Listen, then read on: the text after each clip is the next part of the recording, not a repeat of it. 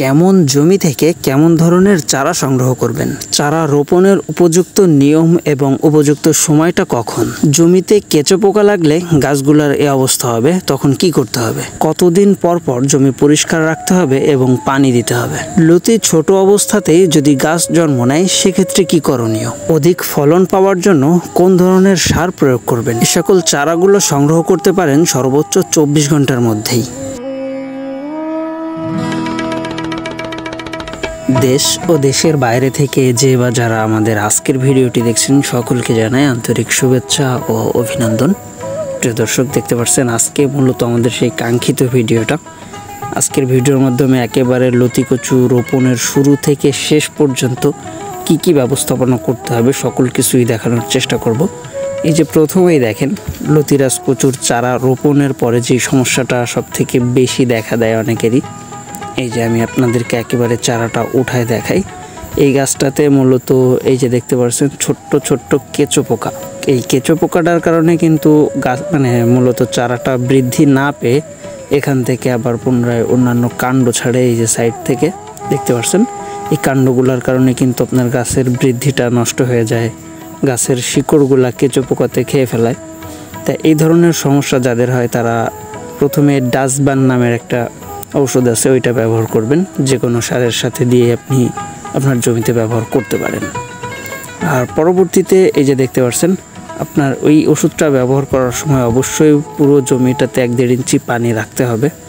আমি এখান থেকে আরেকটা গাছও তুলে দেখাই আপনাদেরকে। এই যে দেখেন এই পুরো জমিটাতেই কিন্তু একই অবস্থা। এগুলা মূলত কেঁচো পোকা লাগার কারণে এই গাছগুলা এরকম হয়েছে। আর আজকে ভিডিওর মাধ্যমে একেবারে আরও কি ধরনের সমস্যা হতে পারে লতি কচু চাষ করতে গেলে, বা কেমন জমি থেকে চারা সংগ্রহ করবেন, কিভাবে রোপণ করবেন, যাবতীয় সকল কিছুই তুলে ধরার চেষ্টা করব পর্যায়ক্রমে। তো যে প্রথমেই আবারও বলে দিচ্ছি, ডাস্টবান ওষুধটার নাম মনে রাখতে হবে। এটা কেঁচো পোকা মারার জন্য ব্যবহার করতে হয়। আর পরবর্তীতে যে দেখেন অনেকেরই আর একটা কমন সমস্যা হয়, লতি ছোট অবস্থাতেই লতি থেকে গাছ বের হয়। আমি এই জমিটা থেকে খুঁজে বের করে অবশ্যই আপনাদেরকে দেখাবো। আর এই যে একটা গাছ থেকে 5টা 6টা 7টা 8টা লতি আসে, এটা কিন্তু আপনার অবশ্যই জমিটা ভেজা রাখতে হবে। এরকম আগাছা যুক্ত যদি ঘাস লতা পাতা অবস্থাতে রাখেন তাহলে কিন্তু এটা হবে না। যার জন্য সবসময়ের জন্য আপনার জমিটা পরিষ্কার পরিচ্ছন্ন রাখতে হবে। কচু গাছ ছাড়া অন্য কোনো আগাছা যেন আপনার জমিতে না থাকে এই বিষয়টা খেয়াল রাখতে হবে। আচ্ছা দেখেন, তাহলেই কিন্তু আপনার প্রত্যেকটা গাছ থেকেই 6টা 7টা আপনি ফলন পেতে পারেন। আর লতি কচুর যে লতিরাজের লতি কাটার সময় অবশ্যই গোড়ার দিকটা থেকে 1-1.5 ইঞ্চি রেখে তারপরে কাটার চেষ্টা করবেন। সবসময়ের জন্য পরিষ্কার রাখতে হবে আর জমিটা নরম রাখতে হবে। অনেকেই বলে ভাই লতিটা মোটা করার জন্য কি ব্যবহার করব। তো লতি মোটা করার জন্য অবশ্যই আপনাকে জমিটা ভেজা রাখতে হবে। আর এই যে দেখেন 4-5 ইঞ্চি লতি হবার পরেই এইভাবে গাছটা বের হয়। আর এরকম গাছ বের হলে কি করবেন, এই একটা সমস্যা অনেকেরই আছে। তা এই সমস্যার ভিতরে যারা আছেন তাদেরকে বলি, এই যে এখান থেকে আপনার গাছের গাছটা কেটে দিতে হবে। এখান থেকে গাছটা কেটে দেওয়ার ফলে এই গিটটা থেকে পুনরায় আবার 2টা করে লতি বের হবে। এই গিটটা থেকেই আপনার গাছটা বাদ যাবে আর এই গিটটা থেকে পুনরায় আবার 2টা লতি বের হবে। সুতরাং আপনার একটা লতির বদলে 2টা লতি পাচ্ছেন। আপনার লসটা এখানে পোষায় যাবে, কোনো প্রকার সমস্যা হবে না। 2-1টা গাছে এরকম হয় বা প্রাথমিকভাবে এরকম কিছু গাছে হতে পারে, পরবর্তীতে এটা ঠিক হয়ে যাবে।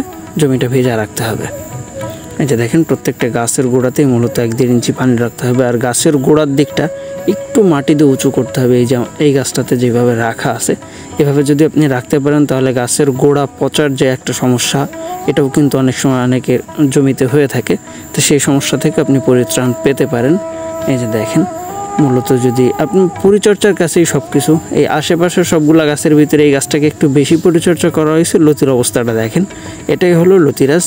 আর অবশ্যই চারা সংগ্রহ করতে হবে আপনাকে এরকম পুরাতন জমির চারা। পুরাতন জমির চারাটা সংগ্রহ করতে পারলেই লতি চাষে সফলতা অর্জন করা সম্ভব। এই যে দেখেন অবশ্যই পুরাতন জমির চারাটাই সংগ্রহ করবেন। তো প্রিয় দর্শক, এই ছিল মূলত আমাদের আজকের ভিডিওটা। দেখা হবে পরবর্তীতে আবার নতুন ভিডিওতে। সে পর্যন্ত সবাই ভালো থাকবেন, সুস্থ থাকবেন এবং সবসময়ের জন্য জেনে বুঝে তারপরে যে কোনো ধরনের চাষে আসবেন। ধন্যবাদ।